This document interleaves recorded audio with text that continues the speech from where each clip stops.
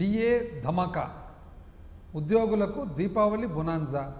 DA ధమాకా ఉద్యోగులకు Deepavali bonanza November 1 నుంచి అమలు. తీపి కబుర్లు ప్రకటించిన ముఖ్యమంత్రి చంద్రబాబు. 2 దఫాలుగా పోలీసులకు సరెండర్ లీవ్ సొమ్ము చెల్లింపు. ఈనాడు. ఆంధ్రజ్యోతి. ఒక డిఏ కానుక ఉద్యోగులకు దీపావళికి ధమాకా. సేమ్ ధమాకా. హ్యాపీ దీపావళి. శనివారం ఉద్యోగ సంఘాల నేతలతో ముఖ్యమంత్రి చంద్రబాబు. నవంబర్ నుంచి సొమ్ము జమ. పోలీసులకు నవంబర్ జనవరిలో ఈఎల్సీ సొమ్ము. డిఏ ఒక్క డిఏ అది కూడా ఎప్పుడుది? 1/1/2024ది. 4 పెండింగ్ ఉంటే 1 ఇచ్చి ఒకటే, అది కూడా దఫాలుగా ఇస్తూ దానికి ధమాకా ధమాకా దీపావళి బొనాన్సా ఎంజాయ్ చేయండి. అసలు ఆంధ్రప్రదేశ్ ఎంప్లాయీస్ అందరికీ ఎట్లంటే జీవితంలో మళ్ళీ ఇటువంటి అసలు ఆపర్చునిటీ అసలు అవకాశమే ఎప్పుడు రాలేదన్నట్లు పేపర్లు. ఆ తీర చూస్తే అసలు ఫస్ట్ ఎంత విచిత్రమైన జీవోలు ఇవ్వడం జరిగిందంటే డిఏది. ఒక డిఏ ఏం చెప్పినారంటే ఫస్ట్ నవంబర్లో అరియర్స్ అంటే ఎప్పుడు 1 జనవరి 2024లో ఇవ్వాల్సినది నవంబరు 25లో ఇస్తూ ఆ బకాయిలు ఏదైతే ఉన్నాయో ఎప్పుడంటే ఇచ్చేది ఫస్ట్ ఏమని చెప్పినారు? Exit from government service.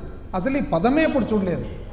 మనమేదో ఎక్కడైనా స్టేడియంకు పోతే ఎగ్జిట్ చూసినాము, థియేటర్కి పోతే ఎగ్జిట్ చూసినాం, కానీ exit from government service retirement అంటారు కానీ ఎవరైనా ఎగ్జిట్.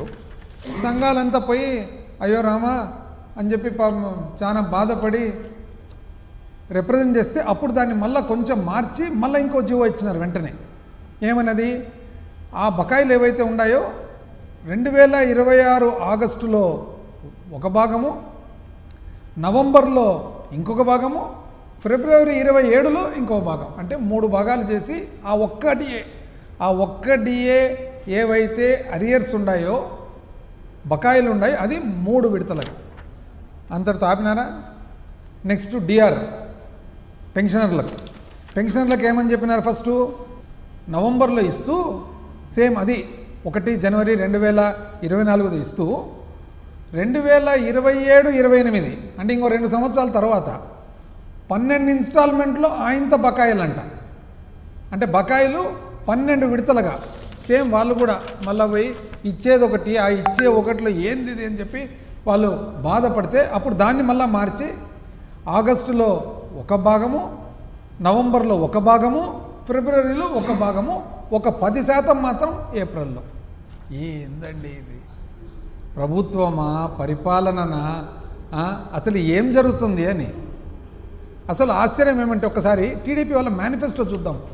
వాళ్ళ మేనిఫెస్టో చూసిన తర్వాత నాకేమనిపించిందంటే సహజంగా ప్రతిపక్ష పార్టీ ఏమంటారు, వేరే వాళ్ళు ఏమంటారు, మీ మేనిఫెస్టో మీరు అమలు చేసినారా లేదా అని. నాకు చూసిన తర్వాత వాళ్ళ మేనిఫెస్టో అంతా కూడా నిజం చెప్పాలంటే ఒక్కొక్క ఐటమ్ వైజ్ నేను చెప్తాను. వాళ్ళ మేనిఫెస్టో అంతా మేము అమలు చేసినాం. ఇది విచిత్రం, ఎక్కడా ఉండదు. మామూలుగా మనం ఎవరు మేనిఫెస్టో ఇస్తే మీరు మేనిఫెస్టో అమలు చేసినారని అడుగుతాము. మాకు ఆశ్చర్యం ఏమంటే వాళ్ళ మేనిఫెస్టో ఇంచుమించు మేము అమలు చేసినాం. ఎట్లా? మీరు ఆశ్చర్యపోతారేమో నేను చెప్తా ఎట్లా అని. 1 ఉద్యోగులకు మెరుగైన పిఆర్సీ అమలు చేస్తాం. ఆ తర్వాత కూటమి ప్రభుత్వం వచ్చిన వెంటనే ఐఆర్ ప్రకటిస్తాం. ఇచ్చినారండి ఉందే? వేసిన పిఆర్సీని తీసేసి కొత్త పిఆర్సీ పెట్టకుండా ఎన్నిసార్లు అడిగినా సంఘాలు ఎన్నిసార్లు విన్నవించుకున్నా ఐఆర్ అనేది ఇవ్వకుండా. నిజం చెప్పాలంటే జగన్మోహన్ రెడ్డి గారు కూడా 2019 ఎలక్షన్ల ముందర పిఆర్సీ ఐఆర్ గురించి ప్రజలకు, ఎంప్లాయీస్కు వాగ్దానం చేయడం జరిగింది. ఎప్పుడండి? ప్రమాణ స్వీకారమైన వెంటనే 6 జూలై 2019. ప్రమాణ స్వీకారమైన వెంటనే 6 జూలై 2019 27% ఐఆర్ ఇంట్రిమ్ రిలీఫ్ మధ్యంతర వృత్తి ఇచ్చిన మాట వాస్తవమా కాదా? ఎవరు అమలు చేసినట్లు? పే రివిజన్ కమిషను పిఆర్సీ 12వ పిఆర్సీ జగన్మోహన్ రెడ్డి గారు ముఖ్యమంత్రిగా ఉండగా, వైఎస్ఆర్సీపీ ప్రభుత్వం ఉండగా 12 జూలై 2023లోనే 12వ పిఆర్సీ ఏర్పాటు చేయడం జరిగింది. మీరేమన్నారండి? ఉద్యోగులకు మెరుగైన పిఆర్సీ అమలు చేస్తాం, కూటమి ప్రభుత్వం వచ్చిన వెంటనే ఐఆర్ ప్రకటిస్తాం. ఇంతవరకు 1.5 సంవత్సరం అవుతుంటే పిఆర్సీ ఊసేలేదు. మొన్న ఉద్యోగ సంఘాలందరూ అడిగితే మీరు చెప్పిన మాట ఏమి? కాన్ఫరెన్స్లో మీరు అన్న మాట ఏమంటే ముఖ్యమంత్రి గారు, ఇప్పట్లో నేను పిఆర్సీ అనౌన్స్ చేయదలుచుకోలేదు, ఎందుకంటే పిఆర్సీ అనౌన్స్ చేస్తే మీకు మధ్యంతర భృతి ఇవ్వాల్సి వస్తుంది, ఐఆర్ ఇవ్వాల్సి వస్తుంది, నేను ఐఆర్ ఇప్పుడు ఇచ్చే పరిస్థితి లేదు. మరి మీరు ఎట్లా చెప్పినారండి? ఇంత అనుభవంతో మీరు ఎట్లా చెప్పినారు ఈ వాగ్దానము? అంటే అర్థమేమి? మీ మేనిఫెస్టోలో ఏదైతే ఉందో జగన్మోహన్ రెడ్డి గారు వైఎస్ఆర్సీపీ 2019లో చక్కగా ఇమ్మీడియట్గా చేయడం జరిగింది. మీరు మాత్రం మీ మేనిఫెస్టో చేయలేదు. రెండవ పాయింట్ అండి, ప్రతి నెల 1వ తారీఖు జీతాలు పెన్షన్లు చెల్లిస్తాం, వీరికి రావాల్సిన బకాయిలు కూడా చెల్లించే ఏర్పాటు చేయబడుతుంది. ఈ నెల 5వ తారీఖు దాటిన తర్వాత కూడా ఇంకా కొంతమంది ఇంకా జీతాలు రాలేదు. ఒక 2 నెలల్లో 3 నెలల్లో ఫస్ట్లో ఇవ్వడమే తప్ప ప్రతి నెల లేట్ అవుతూనే వస్తుంది. ఇదే సేమ్ వైఎస్ఆర్సీపీ ప్రభుత్వము 2024 దిగిపోయే ముందర జీపీఎఫ్ ప్రావిడెంట్ ఫండ్ 100% 1353 కోట్లు ఉద్యోగస్తుల బకాయిలు చెల్లించిన మాట వాస్తవమా కాదా? ఏపీజీఎల్ఐ 100% 312 కోట్లతో చెల్లించిన మాట వాస్తవమా కాదా? మెడికల్ రీయింబర్స్మెంట్ ఈహెచ్ఎస్ 194 కోట్లు చెల్లించిన మాట వాస్తవమా కాదా? అన్నీ చెల్లించి జీరో చేయడం జరిగింది 2024 మార్చికంతా కూడా. ఇప్పుడు మీవండి.